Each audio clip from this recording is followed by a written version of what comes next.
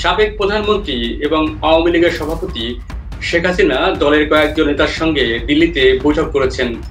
বৈঠকের শুরুতে দলের সাংগঠনিক কার্যক্রম নিয়ে সবার বক্তব্য শোনেন সাবেক প্রধানমন্ত্রী। এ সময় দলীয় নেতারা আশ্বস্ত করেন যে তৃণমূলের নেতা কর্মীদের মনোবল অটুট আছে, তারাও কাজ করে যাচ্ছেন। আওয়ামী লীগ নেত্রী শেখ হাসিনা দলের এই সংকটকালে সবাইকে ঐক্যবদ্ধ থাকার নির্দেশ দিয়েছেন। আজ এইসব বিষয় নিয়ে কথা বলবো। আর আমাদের সাথে ভারতের নয়াদিল্লি থেকে যুক্ত হয়েছেন প্রেস ক্লাব অফ ইন্ডিয়ার সভাপতি এবং বর্ষিয়ান সাংবাদিক গৌতম লাহিড়ী। দাদা, আপনাকে স্বাগত জানাচ্ছি আজকের এই আয়োজনে। ধন্যবাদ। ধন্যবাদ। দাদা, জানেন যে শেখ হাসিনার এই আওয়ামী লীগের বৈঠকটা নিয়ে বাংলাদেশে ব্যাপক আগ্রহ আছে। যদি আপনার কাছে, আপনি তো দিল্লিতে আছেন এবং সব খবর রাখেন, আপনি বিশেষ করে আওয়ামী লীগের খবর, বাংলাদেশের খবর আপনি সবসময় পর্যবেক্ষণ করেন। সেই জায়গা থেকে যে শেখ হাসিনার যে বৈঠকটি হলো, সেই বৈঠকে আসলে কি ধরনের নির্দেশনা এলো, যদি সেই সম্পর্কে আমাদের কিছু ধারণা দেন। অনেক ধন্যবাদ বিপ্লব, যে আমাকে আমন্ত্রণ জানানোর জন্য। এই মুহূর্তে আমি প্রথমেই যেটা বলবো, তোমার শুরু করেছিল তুমি যেটা দিয়ে, যে সাবেক প্রধানমন্ত্রী তিনি একটি বৈঠক করেছেন। এই বৈঠকে তিনি নেতাদের যেটা বলেছেন, তিনি সাবেক নন, কারণ তিনি প্রত্যাখ্যান করেন। তিনি আজও প্রধানমন্ত্রী। এমনকি বর্তমানে যে বাংলাদেশ সরকার, সেটি একটি অবৈধ সরকার। এবং আমি বলছি এই কারণেই, প্রশ্ন করতে পারে যে কোত্থেকে জানলেন এরকম কথা। আজকে উনি শেখ হাসিনার নামে একটি বিবৃতি জারি হয়েছে 1 আগস্টের দিন। সেই বিবৃতির তিনি শেষ অংশে তিনি বলেছেন, আমি পদত্যাগ করে এখানে ভারতে আসি, আমি প্রধানমন্ত্রী পদ থেকে ইস্তফা দিই। ফলে সেই হিসেবে তিনি তার দিক থেকে বলা যেতে পারে যে তিনি এখনো নিজেকে প্রধানমন্ত্রী বলেই দাবি করছেন এবং তিনি মনে করছেন অনৈতিকভাবে তাকে সরিয়ে দেওয়া। দ্বিতীয় কথা হচ্ছে যে এই বৈঠকটি অত্যন্ত গোপন রাখা হয়েছিল এবং আমি যতদূর এখনো পর্যন্ত জানতে পেরেছি সেটা হচ্ছে যে মূলত প্রেসিডিয়াম সদস্য, তার মধ্যে যারা জীবিত এবং কোনো কারণে ভারতে এসছেন বা কেউ কেউ হয়তো জুমে যুক্ত হয়েছেন বাইরে থেকে, কারণ প্রত্যেকের তো লোকেশন সবার ভারত কিনা, ভারতের নির্দিষ্ট দিল্লি কিনা, এমনকি আগরতলা কিনা, গুয়াহাটি কিনা, কলকাতা কিনা, এ বিষয়ে নিশ্চিত নয়। ফলে সবার শারীরিকভাবে হয়তো সকলে উপস্থিত ছিলেন কিনা এটা নিয়ে একটা প্রশ্ন আছে, সন্দেহ আছে। হয়তো সেক্ষেত্রে ভারত সরকারের কিছু নিষেধাজ্ঞাও থেকে থাকতে পারে। কিন্তু এটা ঘটনা যে সকলে কিন্তু যোগ দেন। সকলে যোগ দেননি এই অর্থ এই নয় যে সকলকে আমন্ত্রণ জানানো হয়নি, তা নয়। আসলে আমি যেটা এদের সূত্র থেকেই জানতে পেরেছি যে এদেরকে পর্যায়ক্রমে তিনি মিলিত হবেন। অনেক সময় সরাসরি ভাবে যারা দিল্লিতে আসতে পারবেন তাদের, যারা আসতে পারবেন না যারা বাইরে থেকে যোগাযোগ করবেন।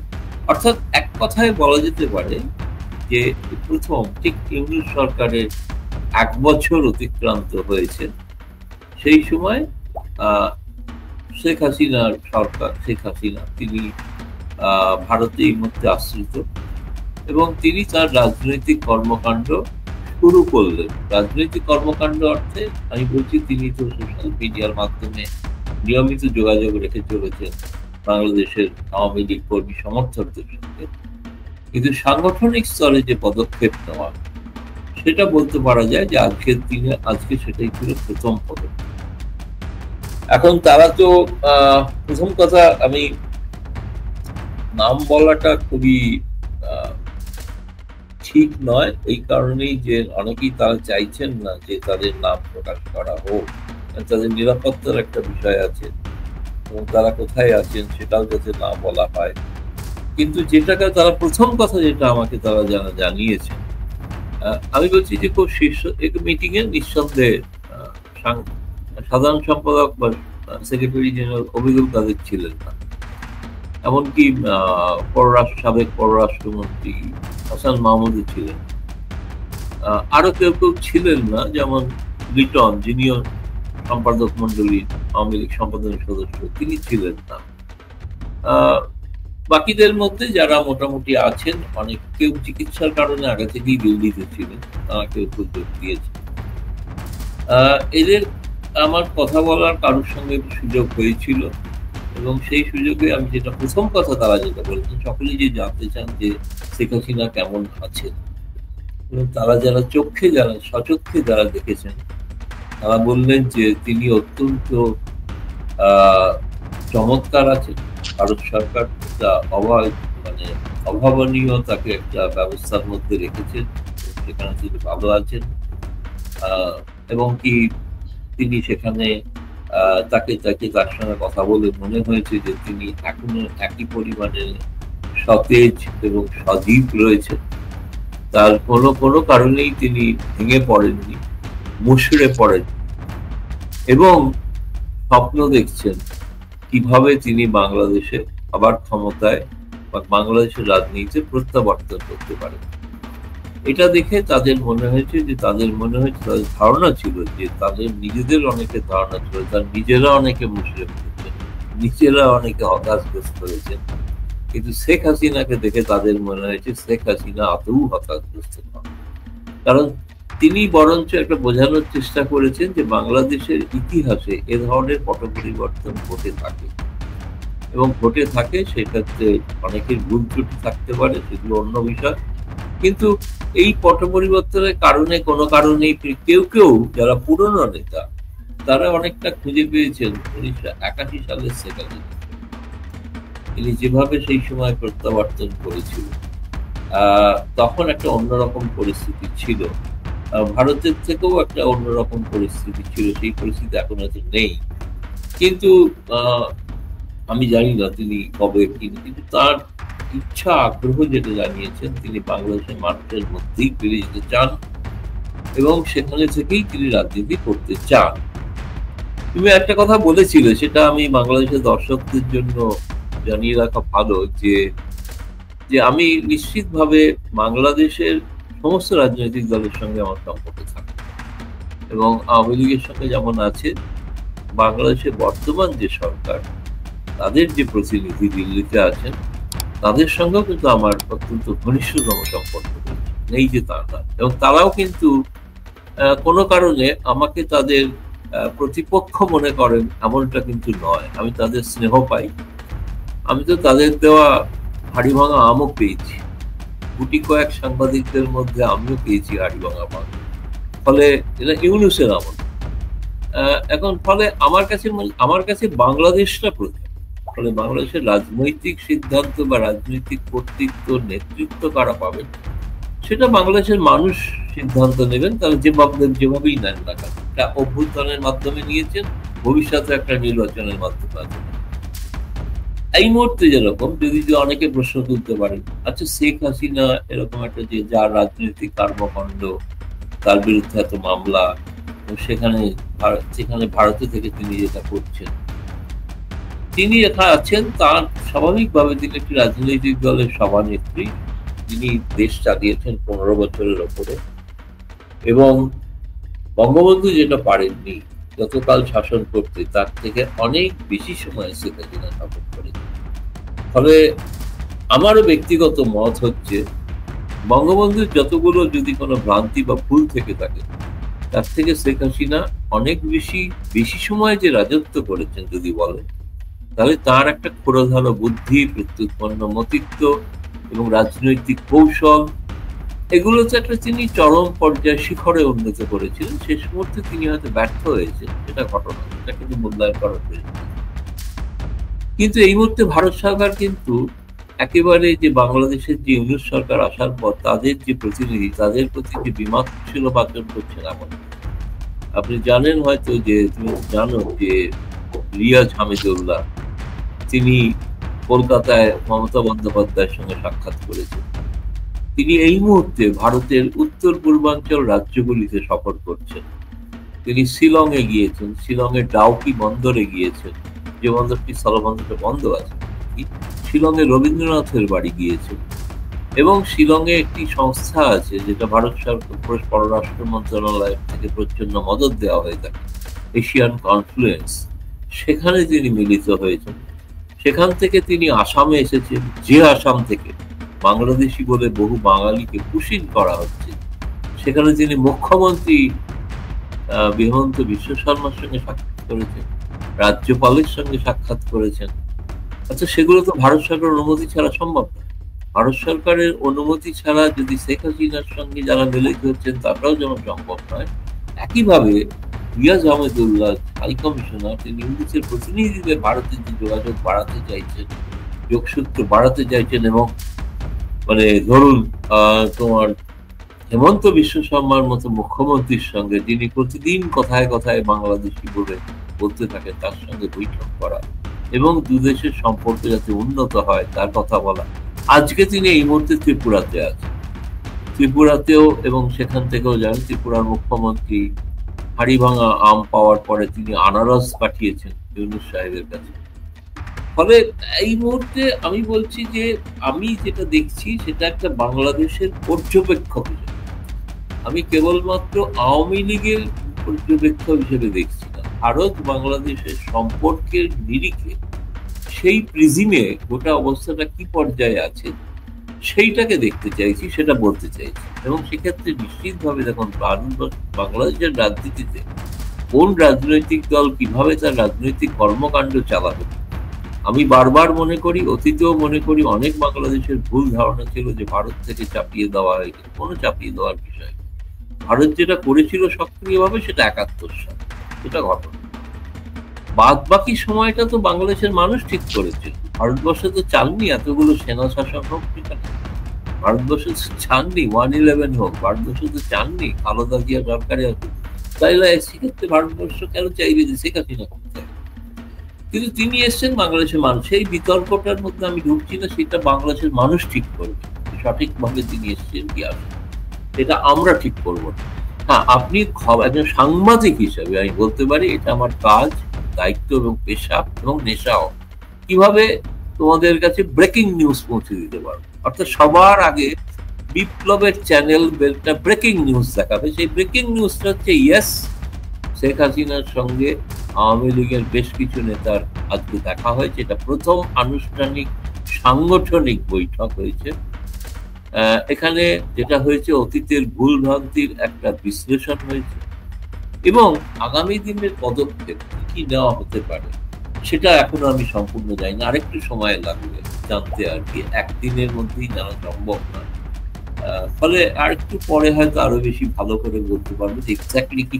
কিন্তু অনেক রণনীতি আছে না, রাজনৈতিক দলের রণনীতি, সেটা কিন্তু খুব ঘনিষ্ঠ হলেও সবসময় তারা কিন্তু হয়তো বলবেন না বা বলতে চান না। কেন বলবেন? কারণ তিনি যদি তার রণনীতিটাই, যেমন শেখ হাসিনাকে উৎখাতের জন্য যে নীল নকশা তৈরি হয়েছিল সেটা যেমন কখনো প্রকাশিত হয়নি, এবং আন্দোলন হওয়ার পর, অভ্যুত্থান হওয়ার পর সবাই জানতে পেরেছেন শেখ হাসিনা অধিষ্ঠিত হয়েছে, কিন্তু তেমনি এখানেও কিভাবে তার রণনীতি তৈরি করছে সেটাও একটা নীল নকশা তৈরি করছে, এবং সেই নীল নকশার মাধ্যমে তিনি হয়তো ফিরে আসতে পারবেন কি পারবেন না আমি এরকম কোনো এখনই নিশ্চিতভাবে বলতে পারছি না, পুরো দায়িত্বও নিচ্ছি না আমি এটা কথা বলবো তোমার চ্যানেলে তিনি ফিরে আসছেন, এরকম কোনো কথা আমি কোনো বলছি না।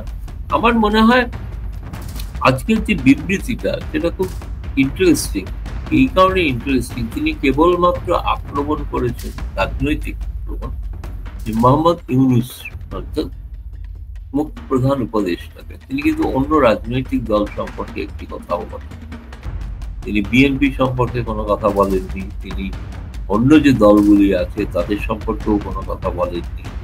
তিনি একটাই কথা বলতে চেয়েছেন যে তাকে অন্যায়ভাবে 1 বছর আগে সরিয়ে দেওয়া হয়েছিল, সেটা অনৈতিকভাবে সরিয়ে দেওয়া হয়েছিল, আজকের সরকারটি অনৈতিক সরকার, এবং সেই কারণেই তিনি বলতে চাইছেন যেটা তিনি শুরু করেছিল সাবেক, আমি বলছি তিনি আজ আবার বললেন 1 বছর পর তিনি সাবেক নন।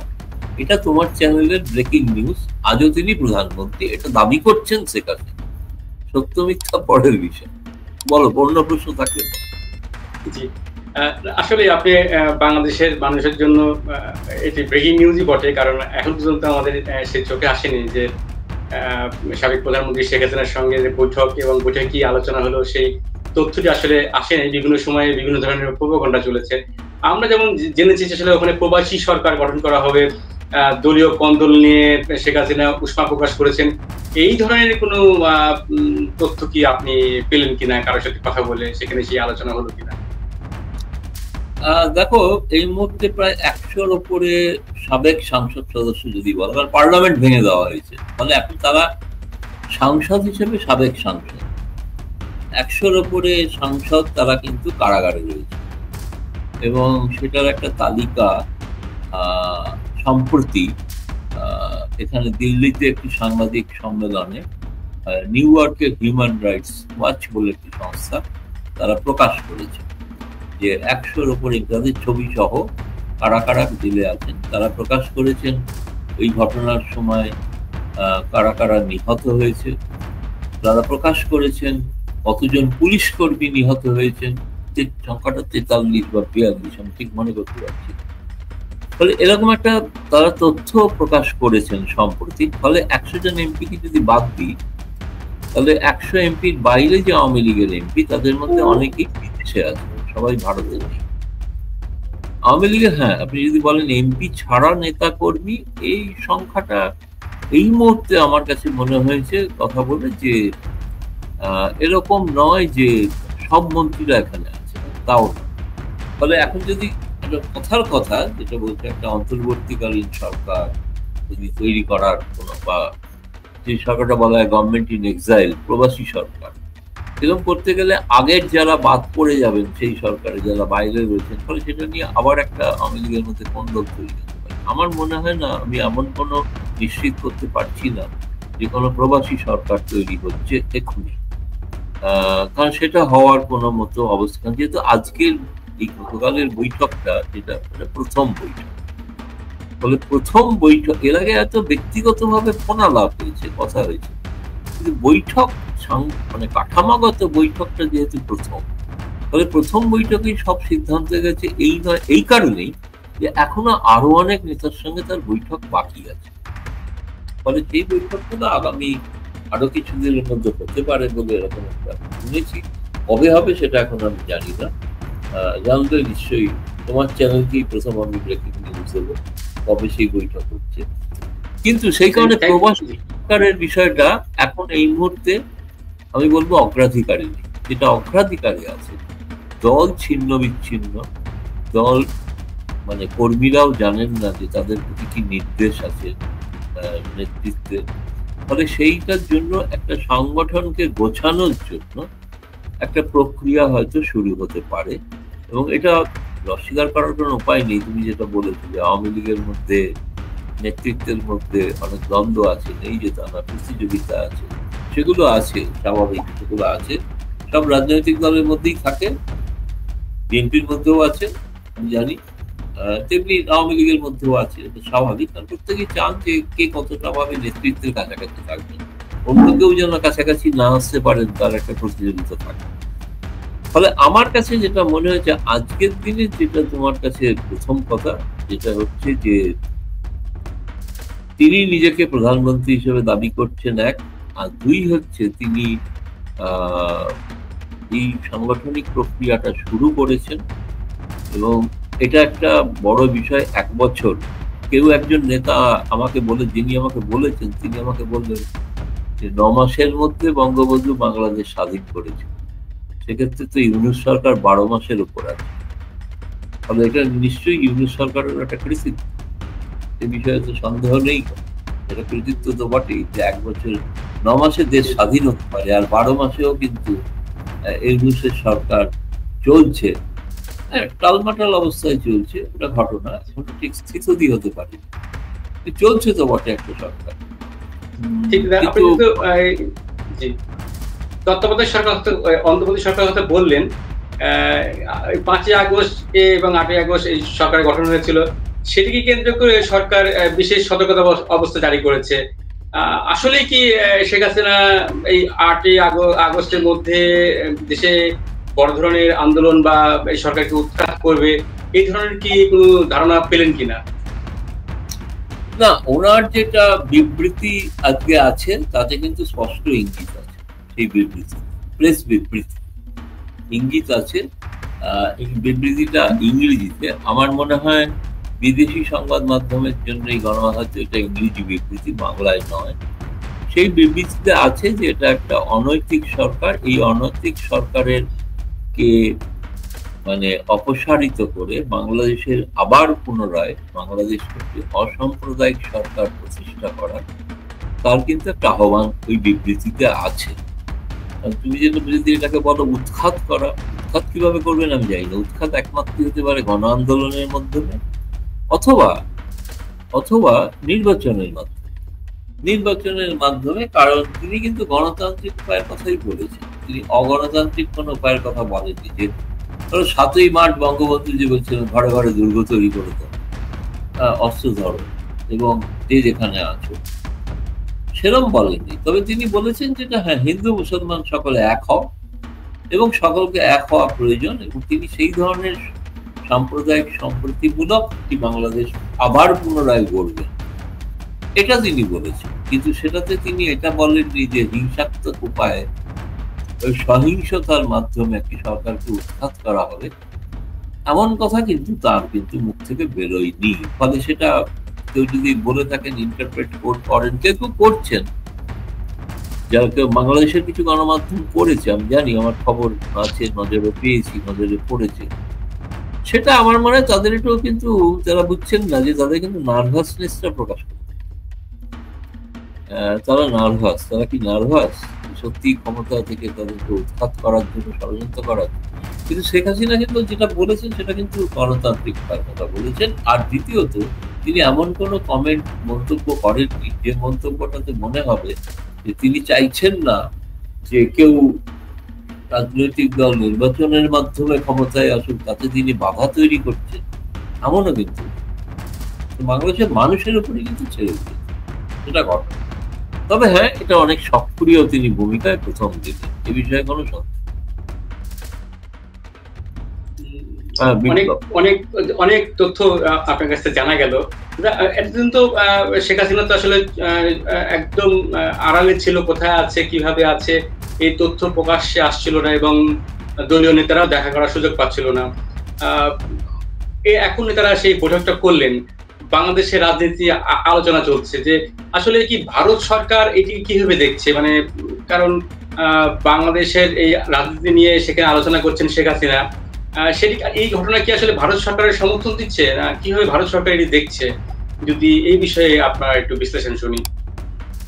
প্রথম কথা, ভারত সরকার স্পষ্ট ভাষায় যেটা বলেছেন যে বাংলাদেশে একটি নির্বাচন হওয়া প্রয়োজন, যে নির্বাচন শান্তিপূর্ণ, অবাধ, নিরপেক্ষ এবং অন্তর্মুখী, অর্থাৎ সকলের পার্টিসিপেশন একটি নির্বাচন হোক এবং সেই নির্বাচনের মাধ্যমে সরকার প্রতিষ্ঠিত হোক। ভারত সরকার কিন্তু 5ই আগস্টে যেভাবে অভ্যুত্থান ঘটে শেখ হাসিনা সরকারের পতন ঘটেছিল, ভারত সরকার এরকম কোনো নীতিতে বিশ্বাসী করে না, এরকম কোনো নীতিতে প্রয়োগও করতে চায় না, যার একটি অভ্যুত্থানের মাধ্যমে আবার একটি সরকার তৈরি, সেটা আদৌ না, সেটা ভারতের নীতি।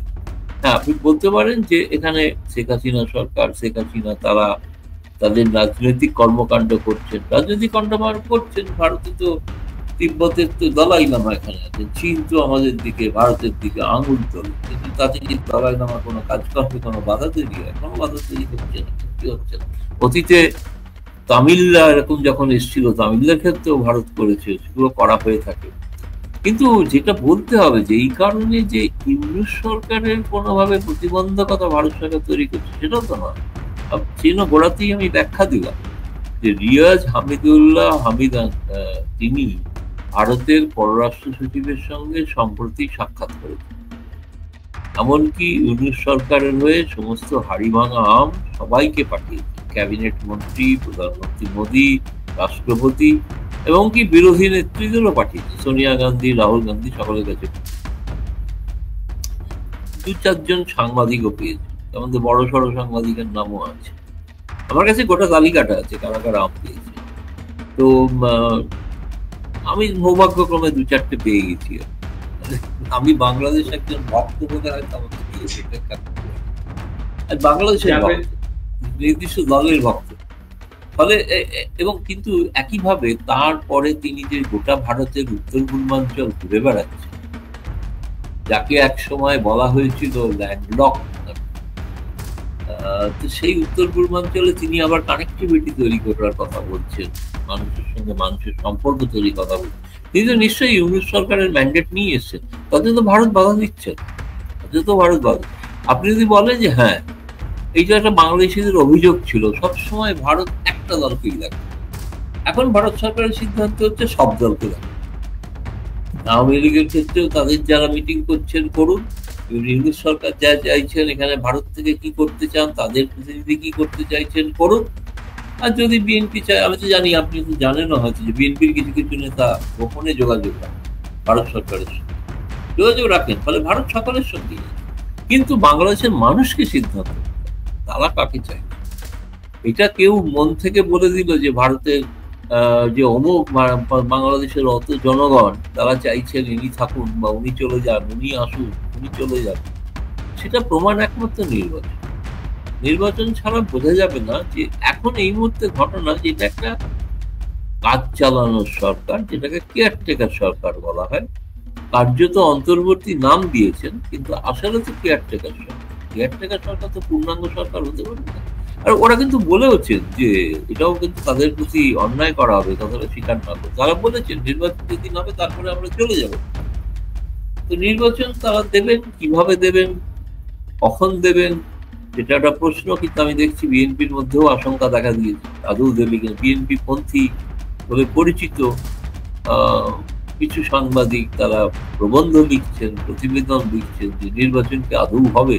প্রশ্নটা আমাদের কাছেও তো রয়েছে, তাই নির্বাচনটাকে আদৌ হবে, এটা কিন্তু বাংলাদেশের মানুষই প্রশ্ন, নির্বাচনটাকে আদৌ হবে। আমার মনে হওয়া উচিত, হলে বাংলাদেশের ভালো, তাতে ভারত বাংলাদেশ সম্পর্ক আরো গভীর, উন্নত থেকে উন্নততর হবে, এবং সেটা বাংলাদেশের দুই দেশের মানুষের জন্য খুব ভালো।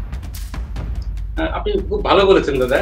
আমি যেটা আর একটু আপনার সাথে আর জানতেই চাই যে আপনি বলছিলেন যে ভারত সরকারের কোনো সমস্যা নেই, শেখ হাসিনা সেখানে রাজনৈতিক কর্মকাণ্ড করছে। এই যে ভারত সরকার যে সমর্থন দিচ্ছে, তাহলে কি অন্তর্বর্তী সরকারের সাথে অর্থাৎ ইউনিট সরকারের সাথে কি ভারতের কোনো দূরত্ব তৈরি হবে না, অবনতি হবে না বলে মনে করছেন? না, আমরা মনে করি সকলের সাথে সম্পর্ক রাখা। আমরা মনে করি যদি শেখ হাসিনার সঙ্গে সম্পর্ক এভাবে, কিন্তু তার ভারত সরকারের আশ্রয় তো আছে, তাকে যার বিরুদ্ধে এত খুনের মামলা, এত মামলা ইউনিট সরকার দিতে সত্ত্বেও তো আছে। ইউনিট সরকার তো ইদানিং আর খুব একটা ওই পিড়াপিড়ি করছেন না শেখ হাসিনা ফেরত যাওয়ার বিষয়টা, তারা এখন নিজেদের অন্তর্দ্বন্দ্বে অনেকটা বেশি জড়িয়ে গিয়েছে। আর ইউনিট সরকারের তো কোনো বাধা তৈরি হচ্ছে না, ইউনিট সরকারের প্রতিনিধি এখানে তো অবাধে ঘুরছেন একইভাবে। যে মুখ্যমন্ত্রীরা তাদের বিরুদ্ধে বিবৃতি দিয়েছে তাদের সঙ্গে একান্তে বৈঠক করছেন, নৈশভোজ করছেন, সেটাও তো দেখতে হবে, সেটাতেও তো ভারত সরকারের আপত্তি নেই। এবং বিএনপি নেতারাও তো যোগাযোগ রাখছেন, তাদের সঙ্গেও তো আপত্তি করা হয়। হ্যাঁ, যোগাযোগ যারা রাখতে পারছেন না এটা ঘটনা, তারা হচ্ছে যারা জঙ্গিদের সঙ্গে কোনো যোগাযোগ বাড়াতে, ও ব্যাপারে জিরো টলারেন্স। আচ্ছা দাদা, আমি আর শেষের দিকে চলে আসছি, আপনি অনেক সময় দিলেন। যদি একটুখানি যে বাংলাদেশের পরিস্থিতির উপর নিবিড়ভাবে নজর রাখা হচ্ছে বলে জানিয়েছেন যে আপনার ভারতের পররাষ্ট্রমন্ত্রী এস জয়শঙ্কর, তিনি বলেছিলেন যে ভারতের অভ্যন্তরীণ নিরাপত্তা রক্ষায় বাংলাদেশের সম্পর্কিত যে কোনো বিষয়ে সতর্ক দৃষ্টি রাখা হচ্ছে, এই বিষয়ে ভারত সর্বোচ্চ গুরুত্ব দিয়ে কাজ করছে। এই বক্তব্যের মধ্যে, জয়শঙ্করের এই বক্তব্যের মধ্যে আসলে কি বলতে চাচ্ছেন, যদি একটু আমাদের একটু বিশ্লেষণ করেন।